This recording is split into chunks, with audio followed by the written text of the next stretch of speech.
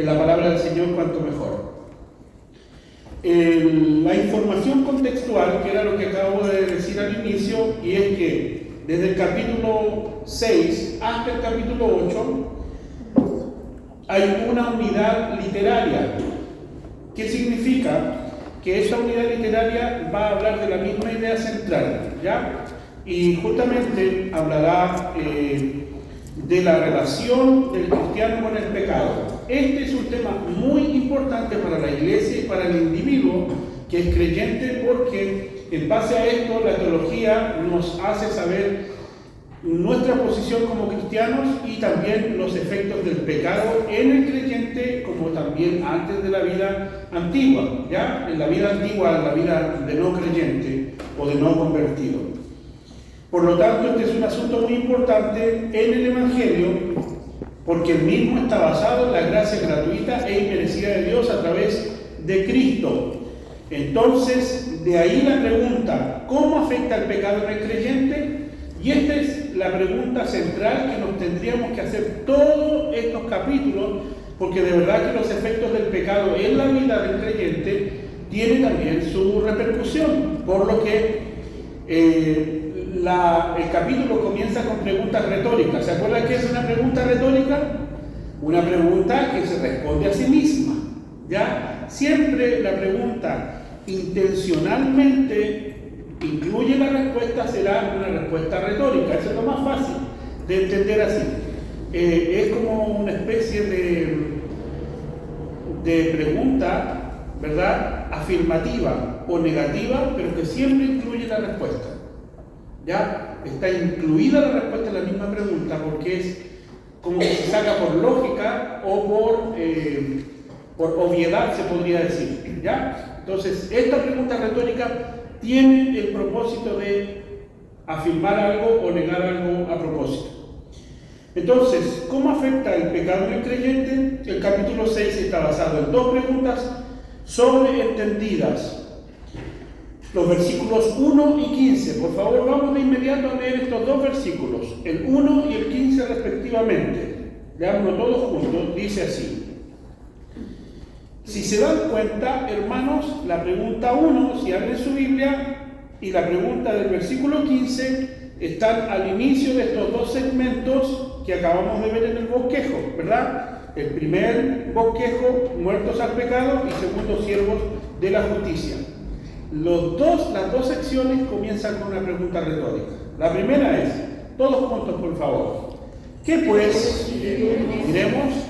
¿Perseveraremos en el pecado para que la gracia abunde? Buena pregunta. La respuesta sigue ahí, ¿verdad? El 15, por favor, Fran. Dice, ¿qué pues pecaremos porque no estamos bajo la ley, sino bajo la gracia? De ninguna manera. Así comienzan las dos secciones, dando una respuesta, por supuesto, una negación a la realidad del pecado en cuanto a la libertad que nosotros pudiéramos tener para vivir en esa vida antigua. Hemos muerto a ella, y el capítulo lo va a decir claramente bajo ciertos parámetros que están aquí en el estudio. El primero está relacionado con el pecado como un estilo de vida, es decir, ahí entre paréntesis es un presente imperativo, ¿ya? ¿Perseveraremos en el pecado para que la gracia abunde? Es la pregunta. ¿Qué piensan ustedes? La respuesta es negativa y una respuesta rotunda. El segundo de los actos individuales de pecado son tiempos aoristos. Es obvio, estos dos, tiempo presente y aoristo, vienen a ser como una especie de pasado, de presente y pasado, ¿ya? El presente continuo y el pasado como un pretérito, ¿ya? Como algo que sucedió. Es obvio también que los versículos 1 al 14 tratan de la libertad del creyente, del dominio del pecado, mientras que los versículos 15 al 23 tratan con la libertad del creyente para servir a Dios como ellos previamente sirvieron al pecado, es decir, total y completamente de todo corazón. Es decir, aquí sí que está claramente expresado el libre albedrío, la libre decisión del creyente a determinar en su corazón servir a Dios. ¿Ya? Si antes obedecía la ley del pecado, ahora cuánto más necesitamos obedecer a la ley de Dios.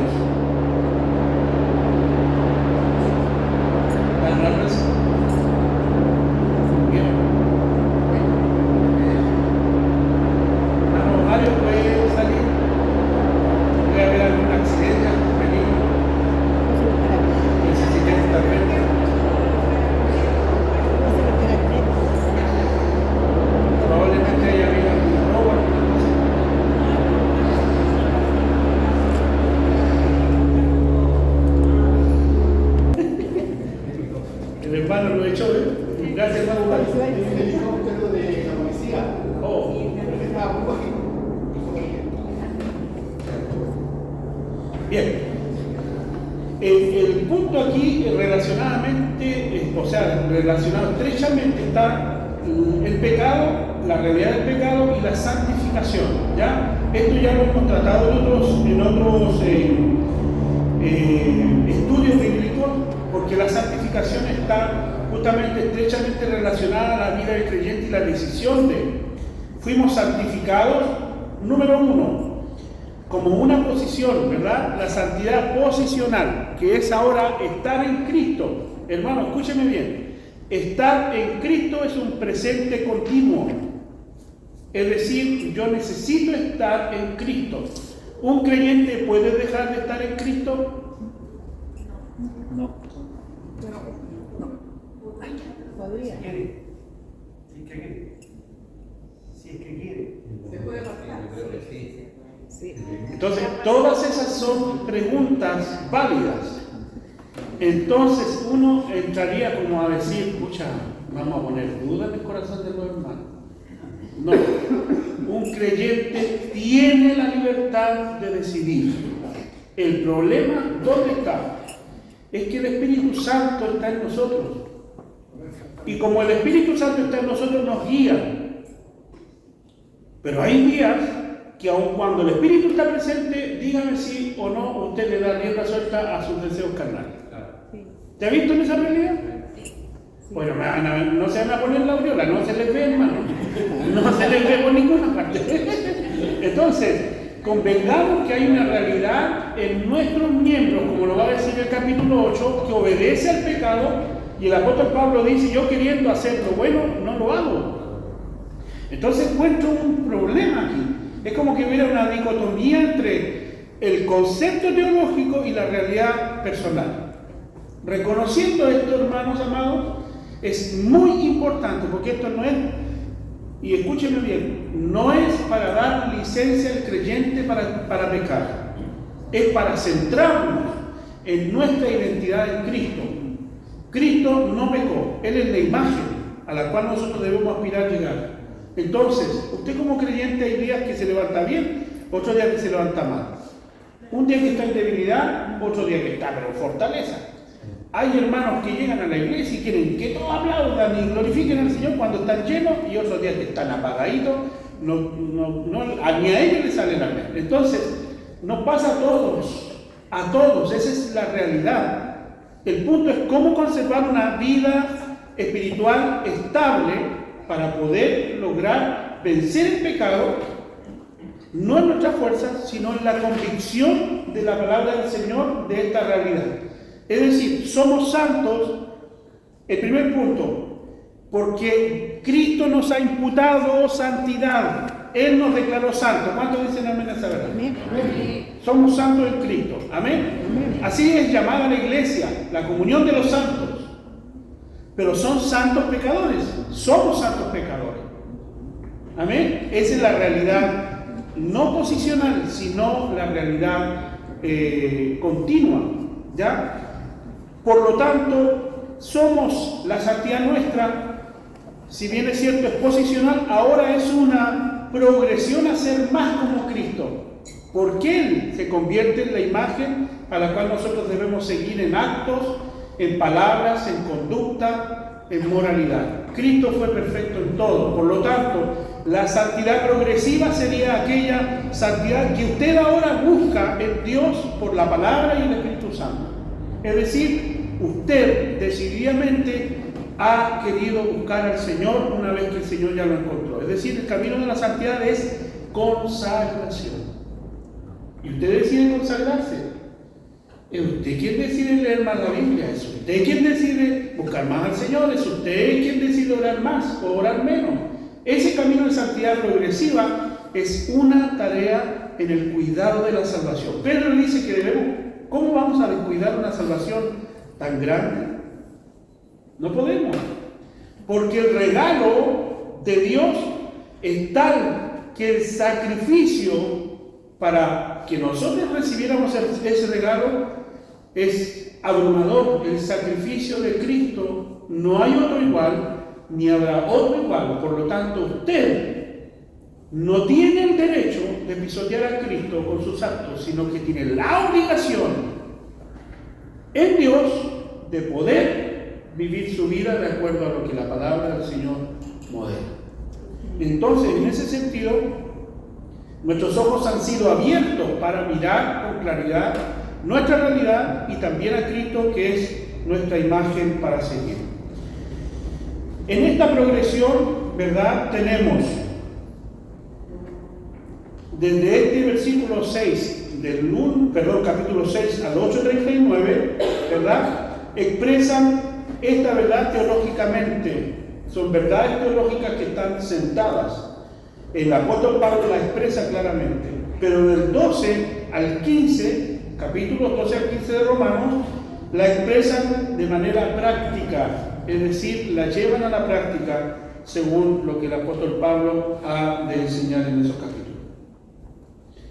Con frecuencia los comentaristas deben dividir teológicamente el tema de la justificación y la santificación para ayudar a entender su significado bíblico, ¿verdad?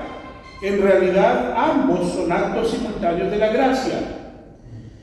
Posicionalmente hablando, es decir, la justificación es un milagro posicional.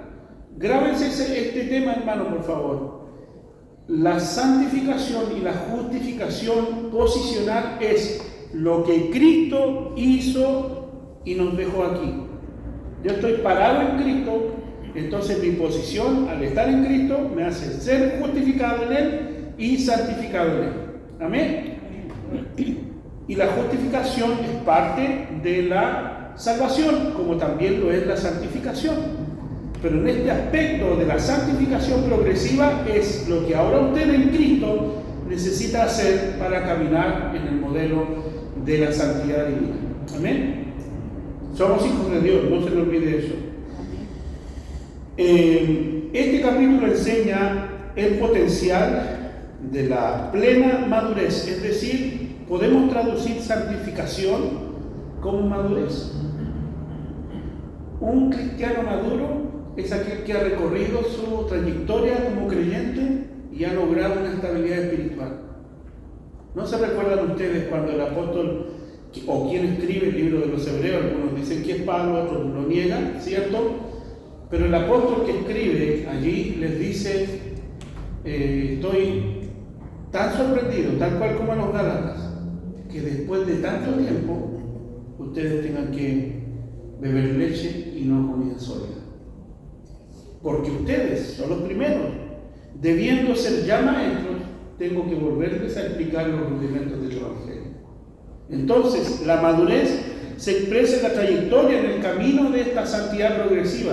Es decir, usted era un niño, ¿verdad? Es lo que dice Pablo, pero ya dejó de ser niño y ha crecido y ha llegado a una madurez espiritual. Ese es el camino de la santificación, es decir, usted progresivamente va madurando en el Evangelio, va entendiendo, y la poquita luz que tenía al principio ahora se ha vuelto tan luminosa que entiende todo el Evangelio o gran parte del Evangelio, y en esa luz, en esa revelación, en esa verdad que ha entendido del Evangelio, usted ahora camina y participa de la fe. ¿Entiende? Lo que yo antes era y hacía de niño y entendía y hablaba como niño, ahora que soy grande, dice el apóstol Pablo, dejé las cosas que eran de mi niñez. Eso significa que hay una progresión en el camino del Evangelio. Amén. Usted tiene que madurar, y ese tener que madurar es un deber de acuerdo a su consagración y búsqueda del Señor.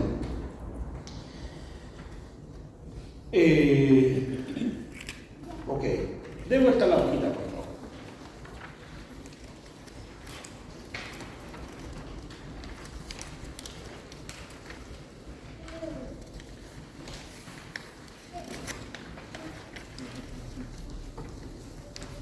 Algunos usaron y usan el punto de vista de Pablo como una licencia para pecar.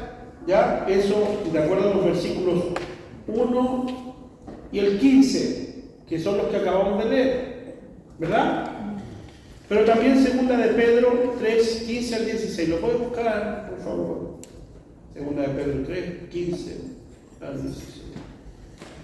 Pablo creía que el Espíritu Santo habitaba en el creyente y no en una ley externa, es decir, hay una ley interna que es la del Espíritu, a la que debemos obedecer, y no a la ley externa que es la ley de Moisés. A esa se refiere, porque la ley, cuando dice que la letra mata, ¿se acuerdan de ese texto bíblico? Cuando dice eso, muchos lo interpretaron que no hay que leer la Biblia, o que no hay que estudiar mucho porque hay que irse la cabeza. En muchas iglesias así lo interpretaron.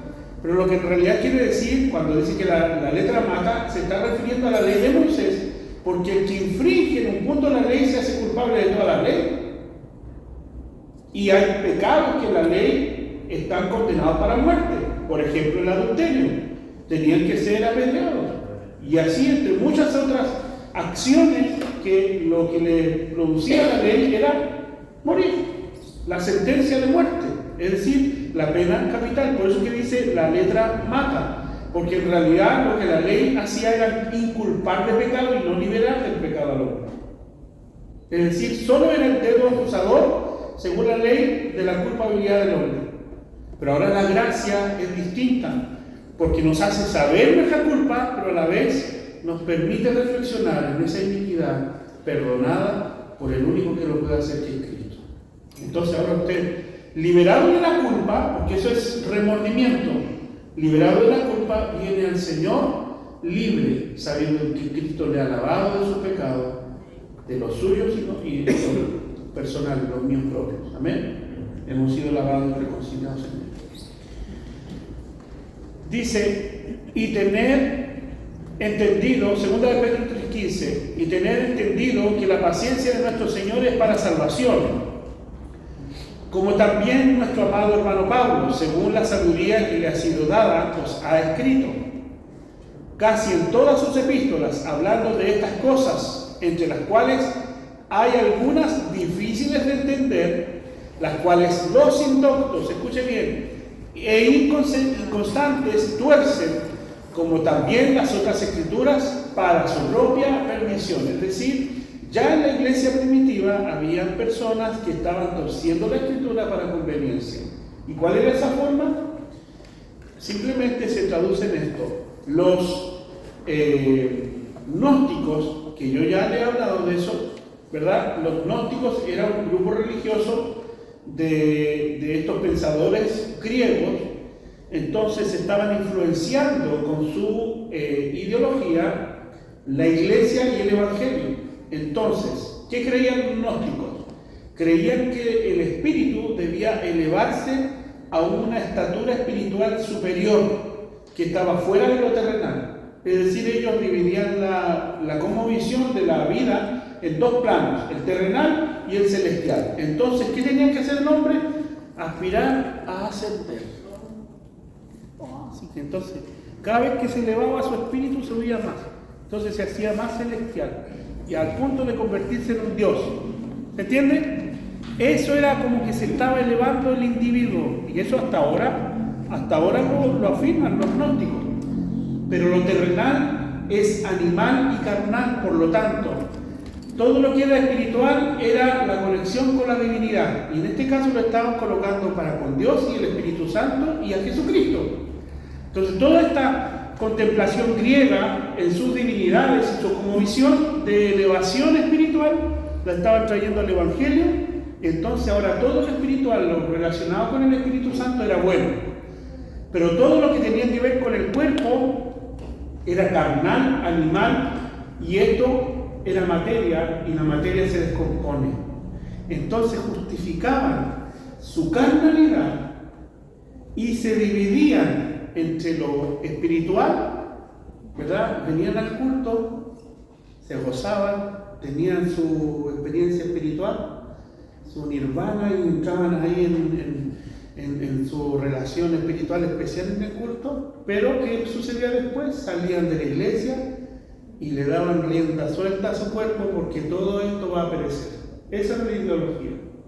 Entonces transitaban entre la espiritualidad y la carnalidad, de darle gusto a todas sus pasiones. Entonces, por eso que la Biblia y el apóstol Pablo dice que esto, el apóstol Pedro está haciendo referencia a las cartas de Pablo, diciendo que hay algunas muy difíciles de entender, y no me cabe duda que puede ser también respecto de lo que está teologizando aquí Pablo en Romanos, entre otras, porque a todas las iglesias griegas o romanas, en este caso a los romanos, la teología era la misma, porque el evangelio es uno solo. ¿Se acuerdan de los Gálatas? ¿Cuál fue el problema de los Gálatas? Estoy sorprendido, dijo Pablo, de que tan pronto os hayáis apartado del evangelio que les fue enseñado. Y no es que haya otro evangelio, sino que hay algunos entre ustedes que lo han pervertido. Y le han dicho a los hermanos que ahora deben obedecer la ley y ciertos ritos. Es decir, el evangelio puro, la sana doctrina, que en estos tiempos muchos llaman como algo específico. La sana doctrina es el evangelio original, que ya en la época bíblica estaba siendo pervertida por el gnosticismo griego y por el judaísmo que implantaba las leyes. Esa era la verdadera lucha que la iglesia primitiva tenía. Entonces los creyentes griegos decían: ¿y entonces cómo entendemos esto? Por esta razón el apóstol Pablo está haciendo estas clases de preguntas, porque la realidad del romano era vivir una vida licenciosa. La homosexualidad en el ejército romano era algo normal y del pan de cada día. Ellos se saciaban entre hombres. De hecho, la corrupción de la época de Calígula, de Nerón y de todos los emperadores que en la historia está registrada, la perversión que ellos alcanzaron fue abismante, practicando zoofilia, practicando la homosexualidad y mucha clase de perversiones. Entonces, en ese ambiente el evangelio debe sobrevivir. ¿Me explico? Entonces, y eso no es muy diferente a nuestros tiempos, porque tenemos toda una ideología implementada, ¿verdad?, desde las instancias superiores de las Naciones Unidas, de los pactos americanos y por supuesto de los países en donde han introducido el LGTB, y todo este tipo de ideología que ha tomado fuerza y está, por supuesto, minando las costumbres de la población a nivel internacional. E incluso hasta la política está siendo manejada desde ese punto de vista. Los que entran en una agenda y los que no entran en esa agenda. Y hay separatismo en ese sentido. Por lo tanto, estas costumbres que estaban en la vieja Roma y en el Imperio Romano, que influenció también a los griegos, ¿verdad? Y que toda esa realidad y esa cosmovisión del gnosticismo como del judaísmo que afectaron a la iglesia siguen hoy haciendo lo suyo propio en nuestros tiempos. Las personas cambiaron, pero el corazón del hombre sigue siendo el mismo.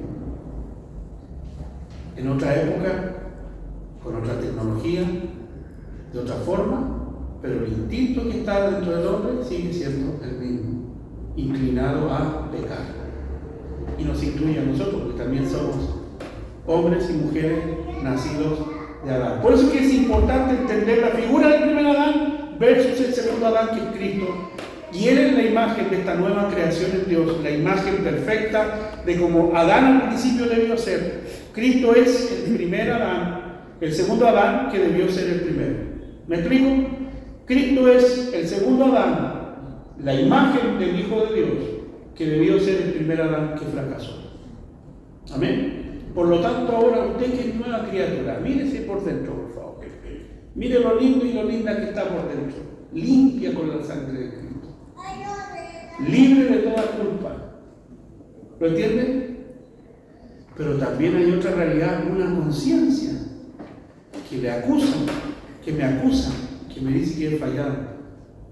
El único que nos permite ver esa realidad es el Espíritu Santo. Las personas que no han conocido a Cristo no sufren esta clase de trabajo cognitivo. Es decir, en su mente no da vuelta si hicieron bien o mal. E incluso, ¿por qué cree usted que los chiquillos, los patos malos, estos que andan asaltando, entre otros, no vamos a justificar a nadie, ni tampoco solo visualizar eso? Pero han visto cuando salen con pistolas, con así tremendos cartuchos para disparar, y empiezan tac, tac, tac, tac, para arriba así, y se graban y se hacen como que son vaqueros de aquí, vaqueros chilenos, ¿verdad? Y muestran su poder de fuego y su manera de intimidación, ¿verdad? ¿Por qué hacen eso? ¿Por qué no tienen conciencia de lo que hacen? Porque la conciencia se entenebrece de tal forma que las personas no creyentes no ven maldad en eso, sino al contrario, osadía, y lo ven como algo bueno. En su medio es algo choro, algo que viene bien. Tengo un buen nombre, un respaldo, tengo valor al lado mío, tengo gente que me cuida. Yo soy el que manda, yo soy el jefe, yo soy el men, dice en México, ¿verdad?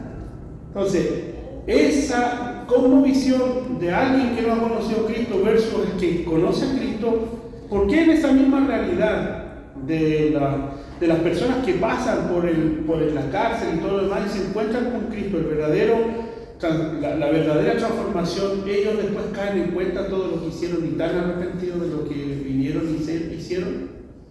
Es porque la conciencia adormecida es despertada por la palabra y por el Espíritu Santo activo en el creyente. ¿Ya? Bien, mire, no avanzamos mucho, pero ya no importa. El bautismo es simplemente una ilustración física de una realidad espiritual de la justificación y la santificación. En Romanos, las verdades gemelas de la santificación posicional, es decir, la justificación, y la santificación en la experiencia, es decir, ser más como Cristo, son ambas enfatizadas. El ser sepultados con Cristo, versículo 4, es el paralelo de ser crucificados con Cristo, versículos 4 y 6 respectivamente. F, la letra F, las claves para vencer la tentación y el pecado en la vida cristiana son, escuche bien, saber quién eres en Cristo, saber lo que Él ha hecho por ti, eres libre del pecado, estás muerto al pecado. Esa realidad, hermano, estas dos frases, que somos libres del pecado y estamos muertos al pecado, harán la diferencia. Es decir, el pecado no se puede enseñorear en su corazón. Si realmente es creyente, si realmente es un hijo de Dios, ¿por qué de lo contrario? ¿Quién manda ahí en su corazón? ¿Cristo o el pecado? Se es esclavo de uno de los dos, no se puede ser de los dos. Y ahí está la dicotomía de que ciertos creyentes no entienden esta realidad. Entonces, ¿qué me ayuda a mí a entender, verdad? Y vencer esta tentación es saber quién soy en Cristo. Esa es la verdad posicional. Tomar en cuenta, recordar o considerar tu posición en Cristo en todas las situaciones diarias de la vida. Es decir, usted es creyente en el trabajo. Mi esposa, yo ya lo he dicho varias veces, me viene retando en el camino, pero no sois tan rabioso. Estira el ceño, porque ando todo el rato así, yo le digo, es que es el sol. Pero lo que conducimos, dígame si no, cada vez no está más agresiva la gente al conducir. Entonces me echa la culpa, es que tú contestáis. Es que a veces es inevitable. Pero ahí vamos, ¿ves? Entonces, ¿quién tiene la culpa? Uno decide. Agresivos al volante responden agresivamente. Y la palabra nos dice que no debemos pagar mal por mal. Es decir, bocinazo contra bocinazo. Está difícil. Así son los tiempos que corren. Bien. Número 3, me falló el número ya, así que no lo vean. Dice, no somos nuestros, es decir, usted no se pertenece. Debemos de servir y obedecer a nuestro Maestro, que es Cristo. Servimos y obedecemos con gratitud y amor al que nos amó a nosotros. Amén. Esta es una verdad también por la cual nos mantenemos fieles al Señor. Fuimos amados por Él primeramente, y ahora es nuestra obligación, nuestro deber, y también nos nace amar a Cristo, ¿verdad? Por todo lo que Él es y significa para nuestra vida. Número 4. La vida cristiana es una vida sobrenatural, escúchelo bien. Es, al igual que la salvación, un regalo de Dios en Cristo. Esta vida cristiana es una vida especial. Él la inicia y provee el poder para vivirla. Nosotros debemos de responder en arrepentimiento y fe, tanto inicialmente como continuamente. Es decir, en este camino, lo que hacemos nosotros, esta vida cristiana sobrenatural, respondemos inicialmente al Señor con fe y arrepentimiento, pero a la vuelta de la esquina tenemos que seguir arrepintiéndonos. Díganme si no todos los días nos tenemos que arrepentir. Sí, es que ahí está la gracia de la redención. Cristo pagó por todos nuestros pecados. El punto es que el Señor espera, por la obra del Espíritu Santo y su palabra en su vida, que usted y yo atendamos en arrepentimiento cada vez que le fallamos. Ese es el camino de la santificación. La santificación no es ausencia de pecado. Escúchelo bien, la santificación es un camino para ser cada vez más como Cristo, y a la vez que usted se asemeja más a Cristo, el pecado se va sin que usted se dé cuenta. Ya no lo necesita, ya se desacostumbró, ya no lo ama porque ama más a Cristo. Entonces el pecado se va diluyendo porque ya no se enseñorea sobre usted. Ese es el punto. Número 5. No jueguen con el pecado. No juegues con el pecado. Llámalo por su nombre. Aléjate de él. Huye de él. No te pongas en el lugar donde hay tentación. Hermano.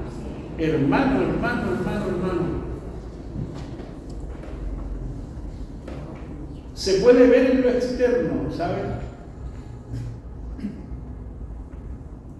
Yo un día, conversando con alguien, le decía, a veces las personas creen que uno nació ayer. ¿Cierto? Pero por alguna razón el Señor nos ha dado discernimiento y las palabras nos delatan, ¿sabía usted? Las palabras nos delatan a la primera. Y a veces usted no se da ni cuenta. Pero sus palabras obedecen a lo que está dentro, que se externaliza.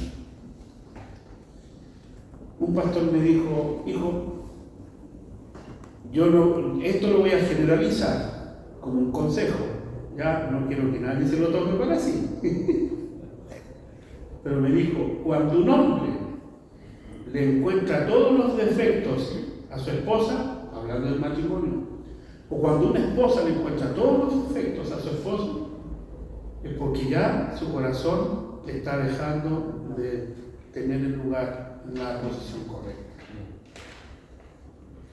Fíjate, me decía, ese hombre ya puso los ojos en otra persona, y esa mujer encontró a alguien que le habla al oído. Entonces, en el trayecto del caminar, en la consejería, uno se va dando cuenta que donde está el corazón, ahí está el tesoro, como lo dice la palabra. Donde pone su corazón, mi hermano, mi hermana, es donde estarán sus intereses y lo van a guiar. Si usted saca su corazón de Cristo, inmediatamente el pecado se enseñorea, busca su lugar, porque es nuestra naturaleza caída. Así que no le hagas caso al pecado, no juegues con él, ni transite por la vereda del pecado, porque el resultado es muerte, es separación con Dios. Y nadie puede intervenir en sus pensamientos, en sus gustos, en sus deseos, nadie más que Dios los conoce. Por lo tanto, ¿quién puede controlar eso sino Dios mismo? Y usted también que se conoce y que es el que toma las decisiones. No permitamos que el pecado se enseñoree de nosotros. Sabemos que vamos a luchar y en muchas de esas luchas vamos a fallar, pero no se dé la licencia para que el pecado haga de usted un esclavo o una esclava. Amén. Ese es el punto de lo que Pablo nos está queriendo decir. El pecado es una adicción que puede ser rota, pero se necesita tiempo, esfuerzo y voluntad. El perdón de Cristo en nosotros nos hace santos, pero la vida cristiana y la santidad progresiva es la que usted va pudiendo manejar de acuerdo a cómo se va acercando a Cristo y conociendo su palabra. Amén. Así que las adicciones se pueden cortar, sí, pero toma tiempo. Mire que las adicciones están ubicadas en el cerebro en una parte especial. La pornografía, la droga, el azúcar, entre otras cosas, afectan las mismas glándulas cerebrales, hermano, y estamos hablando de tres cosas distintas. La droga, por lógica, lo da, pero el azúcar también, que aunque usted diga que no, el azúcar es una droga que la venden en el supermercado y produce el mismo efecto que produce la cocaína y la pornografía. La pornografía no es una sustancia, pero afecta al cerebro el mismo lugar donde las otras dos afectan, entre otras, el mismo alcohol. ¿Ya? En el cerebro. Estúdielo por favor y hágame una clase y después me explica cómo funciona eso. Sí, diga. Yo comencé a tratar de dejar el azúcar, porque a mí me gusta mucho. Y los primeros 2 días fue tanta La desesperación. Sí, o sea, la desesperación y la abstinencia. Los efectos de la abstinencia. Mucho dolor de cabeza. Y ya el tercer día era tanto de haber dejado el azúcar que que las náuseas me despertaban de madrugada. O sea, era una cosa muy terrible. Gracias a Dios pasé los primeros 15 días por una tortura. Claro, entonces yo por eso tirito por mano. Los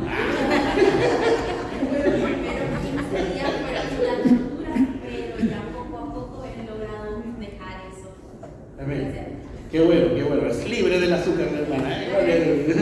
Porque es que, aunque suene chistoso, hermano, es una realidad. Porque los efectos de sustancias en el cuerpo, los medicamentos y todo este tipo de cosas producen efectos cerebrales que a nivel cognitivo y, digamos, neuronal, funcionamos de una manera que es afectada. Y no es que estemos locos, hay un efecto de lo que entra al cuerpo químicamente que produce eso, ¿ya? Porque libera endorfinas el cerebro y lo vuelve adicto a la endorfina. Es decir, entonces tiene que consumir y hay otras sustancias más que están ahí que son las sustancias de la felicidad, que es la otra que no recuerdo ahora, la dopamina. Y estos efectos producen en nosotros una necesidad que el mismo cerebro nos obliga a consumir esas cosas, ¿ya? Entonces, la comida produce el mismo efecto.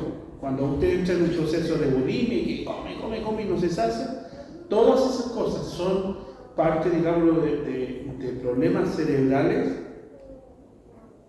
que nos llevan a una esclavitud. Sí, hay que tener mucho cuidado, porque hasta eso se consideraría un pecado, que nos está haciendo esclavos y no nos deja ser libres. ¿Se entiende? Entonces, hay mucho de eso de lo que podríamos estar a conversar, hermanos, pero que el Señor nos dé sabiduría para tratarlo en alguna ocasión en lo particular. Contraste entre la ley y la gracia y sus efectos. Este recuadro, por favor, léalo bien y lo vamos a ir contrastando respecto de la ley y la gracia. Ese es el contraste entre el antiguo pacto y el nuevo pacto. La ley es lo que el hombre tiene que hacer. ¿Cuántas veces a usted le predicaron, hermanos, que hay que hacer esto para agradar a Dios? ¿Sí o no? ¿Cuántos cristianos crecieron creyendo que la salvación se pierde y que hay que cuidarla y esforzarse por ganársela? Yo me gané mi salvación, dicen algunos. ¿De dónde, hermanos, si la gracia del Señor ha sido derramada sobre los creyentes y no hay mérito en nosotros para alcanzar una salvación tan grande. Cristo murió por nosotros y es la razón de nuestra salvación. Usted lo único que hizo fue arrepentirse y tener fe en ese sacrificio que es para perdón de pecado. Eso es lo que el hombre ha hecho, pero no hay ningún mérito personal ni para merecerla ni para ganársela. Eso se recibe y esa es la gracia, solo se recibe. Somos depositarios de esta gracia bendita, pero la ley dice que es lo que el hombre debe de hacer. La gracia es lo que a Dios ha hecho ya por el hombre. Amén. Amén. Lo que Dios ha hecho por ti y por mí. La ley, yo hago algo para Dios. Hermano, si usted tiene gratitud, no lo haga para conseguir algo. Cuando ore o cuando ayune, no lo haga para torcerle la mano al Señor. Hágalo para encontrarse con Él y entender qué es lo que está pasando. El ayuno es para eso. Pero ¿cuánto ayunar para sanidad o para que esto y sucediera como yo quería y ayuné para que el Señor me diera la respuesta como yo se lo pedí? Así no se ora. Por lo tanto, yo hago según la ley algo para Dios. No, en la gracia Dios hace algo por mí. Es algo que no merezco. Yo muchas veces escuché a pastores predicando así, es que yo he servido toda mi vida al Señor, así que el Señor tiene que responderme. Cuando enfermó gravemente el hermano Julio Melgar, no sé si ustedes supieron la historia de un cantante cristiano, Julio Melgar, muy triste, él enfermó de cáncer. Él escribió unas canciones en su última etapa muy emotivas y también que llamaban a la fe en medio de su enfermedad de cáncer terminal. En un concierto que se hizo para ayudarlo económicamente y también para darle ánimo, convocaron a muchos cantantes cristianos, entre otros profetas y predicadores de esa época, no fue hace mucho tiempo. Y se levantaron muchos profetas para decir: yo declaro sanidad sobre tu vida, en el nombre de Jesús.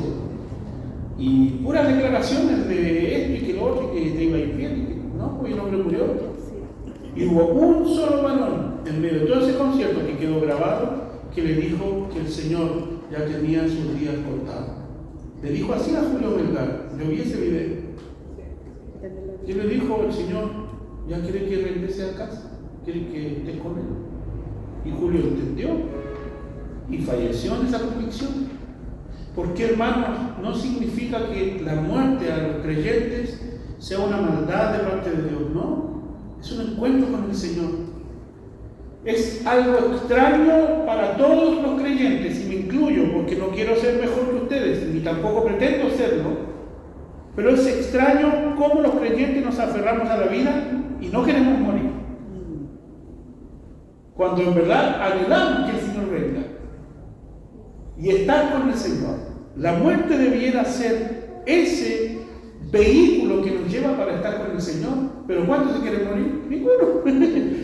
Porque humanamente nos aferramos a la vida y a los hijos, a la esposa, y nosotros con Katy conversamos esto siempre. Conversamos qué tristeza sería que ella quede viuda. Yo prefiero quedar viudo para que ella no pase por el dolor, pero cualquiera de las dos situaciones va a ser terrible y doloroso. Y lo conversamos de vez en cuando y nos ponemos en la situación y todo.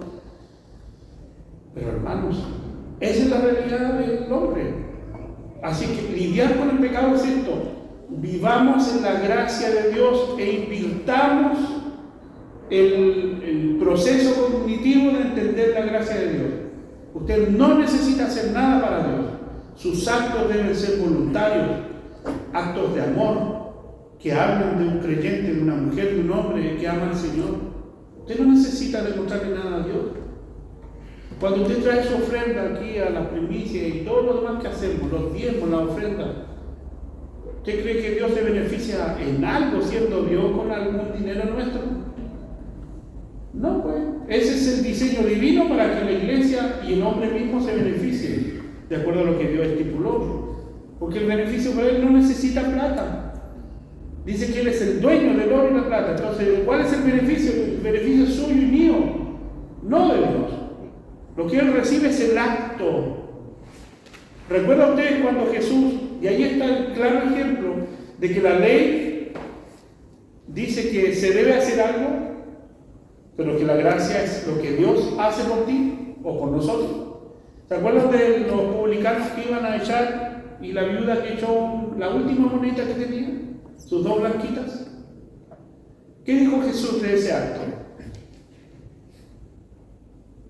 Ella echó Ella todo. dio de corazón. Ella echó todo. Ella dio de corazón, ella echó todo lo que tenía, eran sus últimas 2 monedas, y los otros daban mucho más. ¿Pero de dónde daban?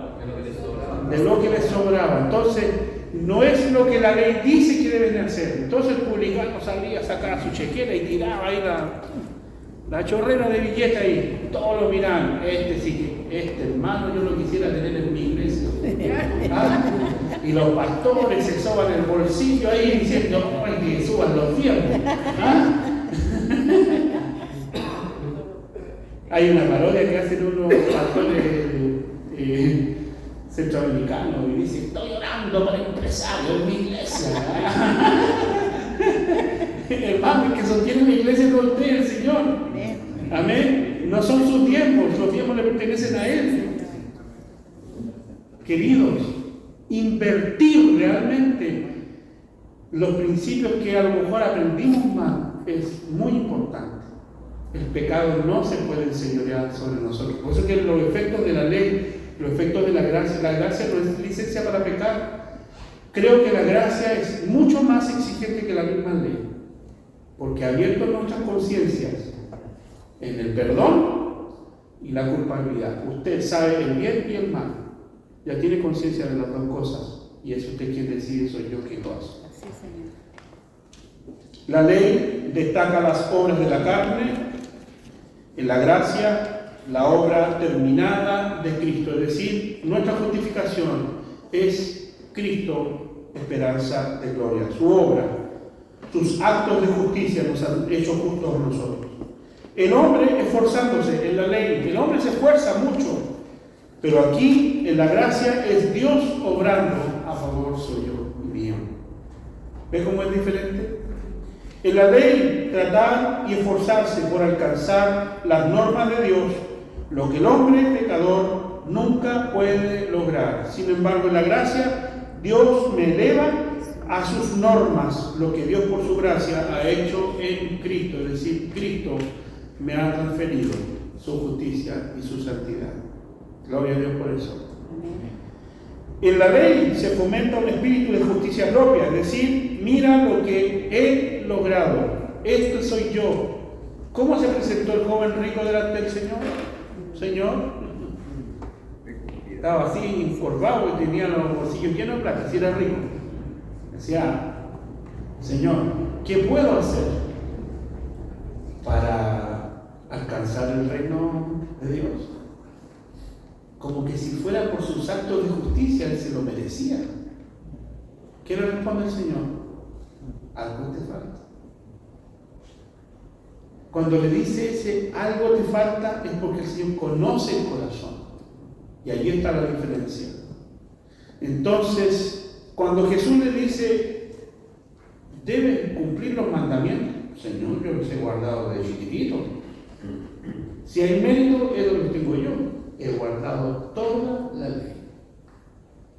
Pero el Señor me encuentra la yayita, pero al centro del corazón, y el peor pecado, su arrogancia y su falta de amor por Dios. Porque no es solo cumplir el resumen de la lista que hay que hacer, sino en eso poner el corazón como centro a Dios. Y eso es lo que le falta a aquellas personas que caminan en legalismo. Hay creyentes actualmente que viven en el legalismo, que le miran a los hermanos las fallas y las pueden publicar, hacer cartulinas llenas de fallas de todos los hermanos, pero ellos son perfectos. Y no se dan cuenta de la iniquidad que hay en sus corazones. Ese legalismo lo único que hace es matar el espíritu libre de Cristo en la iglesia. Y y comprime a los creyentes bajo normas rígidas que lo único que consiguen es esclavitud y no libertad en Cristo. Esto no es libertad para pecar, sino más bien una libertad espiritual y en la conciencia de poder decidir de acuerdo a los parámetros de la palabra. Es fácil decirle, hermano, usted tiene que hacer esto, esto y esto como un militar. Pero es muy difícil que usted deje libre a alguien y le diga, lee la Biblia y a ver cómo te va. Porque es una decisión propia. ¿Sabían ustedes que hay un efecto para todas estas iglesias que son legalistas? Yo no voy a nombrar ahí por efectos de no denigrar a nadie, no quisiera hacerlo, ni menos cavar por supuesto a nadie, pero hay iglesias legalistas. Usted saca a un legalista de su ambiente y lo trae a una iglesia bautista como la nuestra y esa persona se pierde si no está cimentado en Cristo. ¿Por qué? Porque los bautistas sí podemos ir al estadio. De hecho, hay uno por ahí que estoy mirando que ya compró la entrada. Y si viene el Señor ese día, ¿qué va a hacer el hermano allá en el estadio? ¿Se quedó? ¿No han escuchado eso? Yo vine a conocer el cine sobre los 21 años, 22 años, tal vez más. La primera película la fui a ver con Katy. Ella me incitó a pecar, dijo. Yo no jugué a la pelota y fui bueno para la pelota, pero no digo que soy una estrella de fútbol ni nada. Pero yo no iba a los campeonatos del colegio ni en ninguna liga de mi barrio porque era evangélico. Los papás nos prohibieron hacerlo. Yo era pecado. Era enemistad con Dios. Entonces, no sé si usted puede entender el límite entre lo que es la libertad en Cristo y el permiso para pecar libremente. Porque también está el otro extremo de los livianos, que después del culto, ¿por qué nos juntamos chiquillos y nos compramos unas chelitas? Mano Mario, a la salida del culto. ¿Cómo está con el Nelson ahí? Ya, el hermano Cristian también está invitado. ¿Se entiende, no? Entonces, no es licencia para hacer lo que queramos porque tenemos libre conciencia. Que hay un equilibrio espiritual que es madurez. El apóstol Pablo dice: todo me es lícito, pero no todo me conviene. Todo me es lícito, pero no me dejaré dominar de nada. Usted es esclavo de Cristo y no del pecado. Amén. Siga leyendo en su casa, por favor. Ya nos pasamos de la hora. Nuevamente se está acercando el helicóptero. Y vamos a concluir aquí. ¿Ya? Y la próxima semana a ver si podemos completar el capítulo 6. ¿Ya? Es importante, hermanos, que usted por favor repase esto, no lo voten. Hermano, por favor, colóquelo en un lugar especial en su casa. Capítulo a capítulo, téngalo, archívelo, cómprese una carpeta. Si no, pídalo a nosotros una carpeta. Pero es re importante que no lo arrugue y que lo mire como nada. Por favor, esto consérvelo. Es palabra del Señor resumida o más bien profundizada. ¿Ya? Nos vamos a despedir de las redes sociales y damos gracias al Señor por este estudio que hemos tenido el día de hoy. Esperamos en Cristo que la iglesia sea edificada, que podamos cada día ir creciendo en la gracia del Señor. Vamos a orar. Señor, quisiéramos agradecer, Señor, tu misericordia, tu gran amor por nosotros. Que tu palabra, Señor, esté en nuestros corazones continuamente de manera fresca, Señor, y Señor, exhortar con libertad sin que haya, Señor, una contaminación, aun cuando, Señor, tenemos en nuestros corazones muchas veces prejuicios sobre preferencias personales y opiniones personales. Pero te damos gracias, Señor, porque en esta libertad de entender las Escrituras no queremos condicionarnos a nada, Señor, que nos lleve fuera, Señor, del real sentido que está en ti. Y oramos, Señor, para que tu iluminación por el Espíritu Santo se revele en nuestros corazones y podamos profundizar cada día, Señor, en estos capítulos tan especiales que estamos viendo en el libro de Romanos. Gracias por el apóstol Pablo que nos dejó esta enseñanza. Gracias por las iglesias que necesitan necesitando guía la recibieron. Gracias porque en este tiempo también tú te ocupas de nuestras iglesias locales y has puesto, Señor, a tus siervos como también al rebaño para escudriñar las Escrituras. Oramos para que cada uno, Señor, en el lugar que nos toca servirte, Señor, a ti en tu Evangelio, podamos hacer con responsabilidad nuestra labor para edificar tu iglesia. Te adoramos, Señor, te bendecimos. Despídenos a nuestros hogares en paz y en la comunión del Espíritu Santo. Te lo rogamos, amado Padre, en el nombre de Jesús nuestro Señor. Amén. Amén. Señor les bendiga, hermanos. Gracias por venir.